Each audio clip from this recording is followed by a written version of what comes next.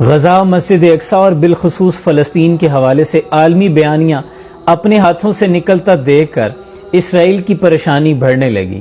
پچھلے 48 گھنٹوں میں یہ جو آپ نیوز دیکھ رہے ہیں، اسرائیلی وزیر دفاع نے ٹک ٹاک اور فیس بک کو اسرائیل کے خلاف کیے جانے والا مواد ہٹانے کا مطالبہ کیا ہے، یعنی جو فلسطین کے حق میں پوسٹ کی گئی، اور غزہ کے اندر الجزیرہ اور عالمی خبر رساں ایجنسی اے پی کے دفاتر، میڈیا چینلز کے آفیسز زمین بوس کر دیے گئے، اور اسرائیلی جریدے یروشلم پوسٹ نے ترکی کے میڈیا کو تنقید کا سخت نشانہ بنایا۔ یعنی عشق تھا فتنہ گرو سرکش و چالاک میرا، آسماں چیر گیا نالہ بے باک میرا۔ اسرائیل کو بتا دیں کہ فلک کو پڑھا کبھی دل جلوں سے کام نہیں، اگر نہ آگ لگا دوں تو داغ نام نہیں۔ لہٰذا اپنی دعاؤں اور اپنے الفاظ کو کبھی رائے گاہ نہ سمجھیں، یہ ضرور اثر رکھتے ہیں۔ جزاکم اللہ خیر۔